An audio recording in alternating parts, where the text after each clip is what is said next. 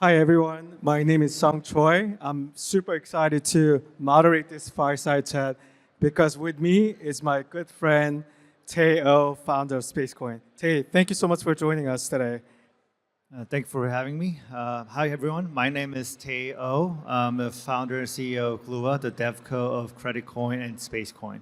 Could you start by introducing yourself, share your background, and share what made you to build Spacecoin?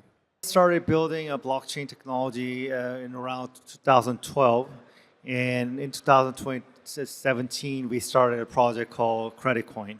The thesis of CreditCoin was there are ideal capital and developed market suffer from near to zero interest rate, and we wanted to connect those capital to high yield opportunities in emerging markets where people are suffering from a lack of financial infrastructure and underbanked or unbanked even.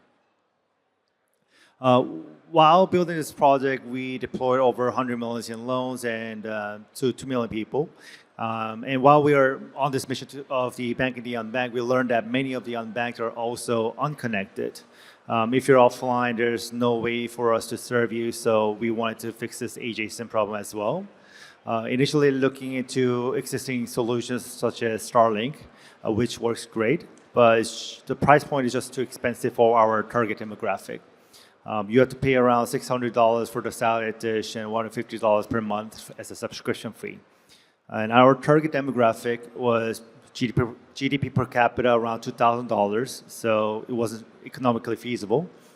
So we wanted to see if we can build the satellite technology for optimize for more number of links instead of data rate.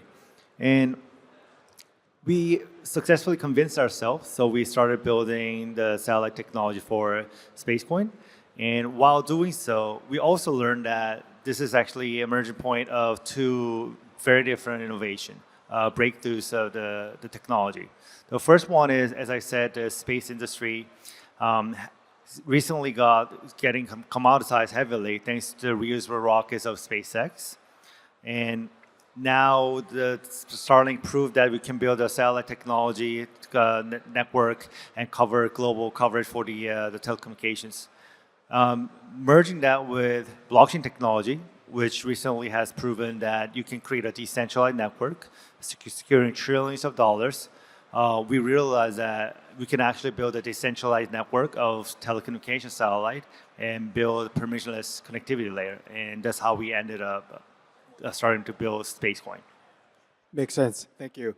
So, my first question is connectivity is often called a human right.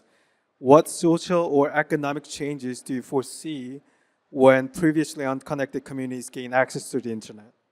So when I asked about the value of connectivity for people, I asked them to reverse the viewpoint.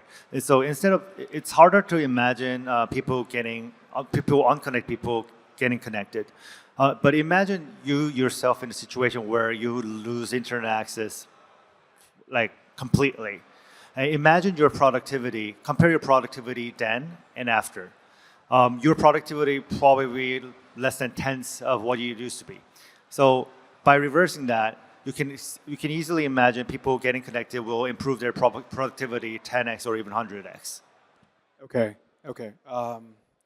So I gotta ask you, why choose space? So, I think building, launching, operating a satellite constellation seems way more difficult than laying a fiber optics cable in the ground. Think of a space or satellite as very, very high cell tower. By being up high there, while a cell tower on the ground merely covers 1 kilometer in diameter, a satellite in the sky can cover state. So basically, a cell tower essentially covers a block, and a satellite up in the sky can cover a state.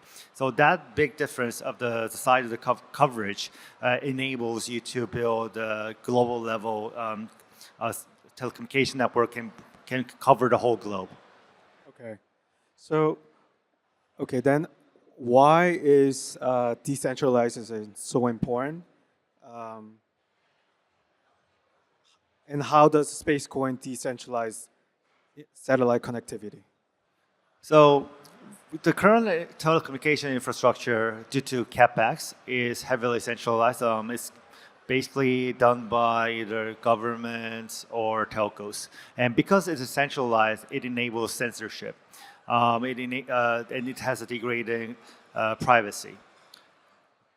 But all the systems, all the technical layers that people use it every day are always had a open or permissionless option.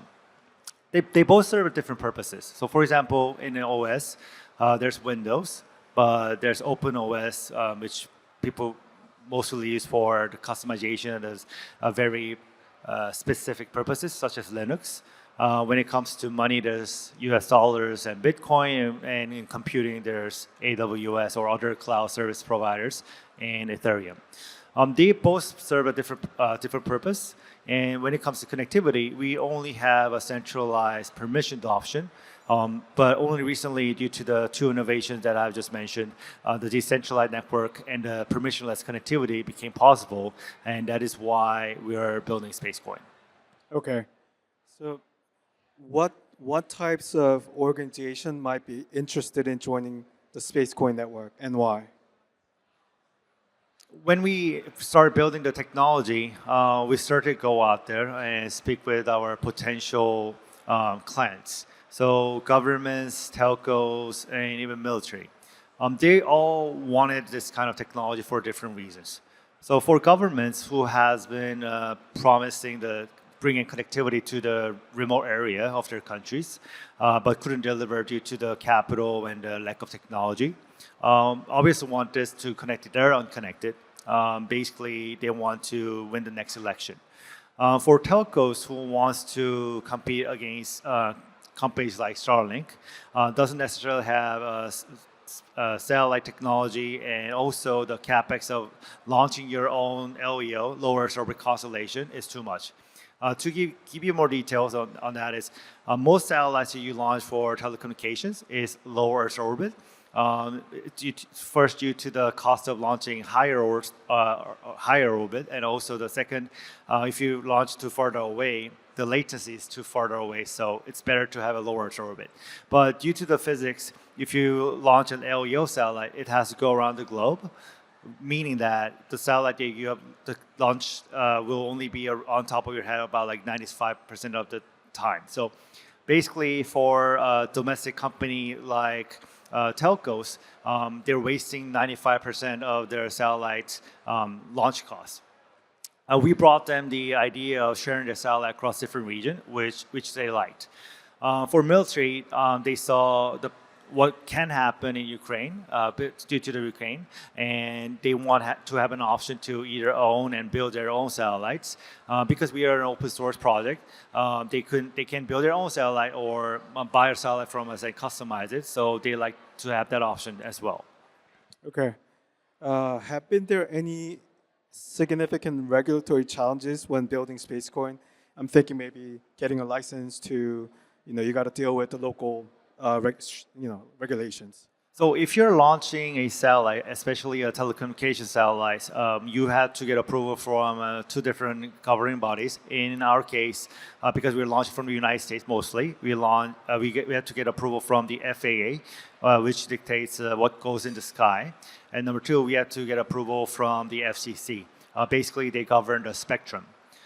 In our case, we got the approval from those two bodies for our first launch and our upcoming second launch. Okay. So your project brings together blockchain, telecommunication, and space technology. What are some of the challenges you faced in building and bridging the multidisciplinary teams?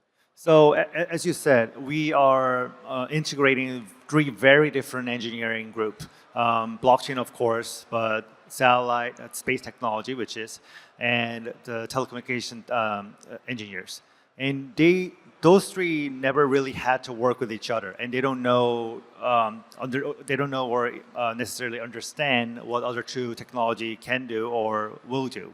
So I sit in the middle, communicating with all three, and help them be in the middle.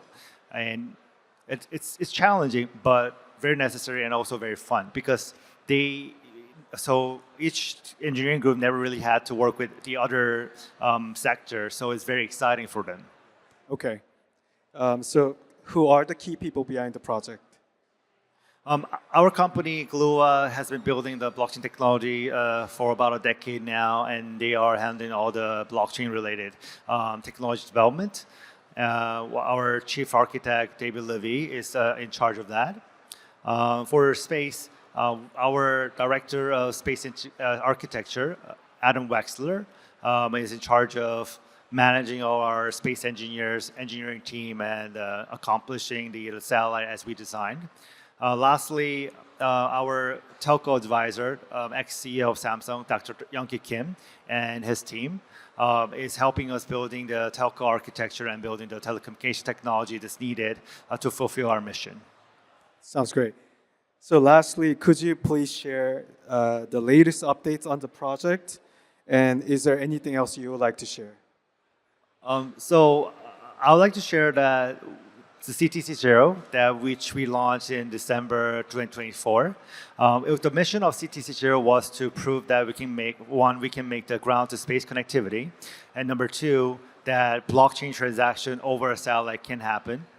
And we have successfully made a blockchain transaction through our first satellite, CTC0, from Chile to Portugal, which is about 7,000 kilometers away. By completing this, we now have proved that our technology can make a blockchain transaction through space, and now we are moving on to our next mission, which is CTC1, launching 3 satellites. Then with this mission, we're going to prove inter-satellite connectivity, satellite basically talking to each other, and satellite handover, meaning that a ground station getting gracefully handing over from one satellite to the next one. And lastly, we're going to use the 3 satellites to show that we can expand the coverage of satellites. Thank you so much. I really enjoyed every bit of our conversation today. I cannot wait to see how Spacecoin's vision unfold in the near future.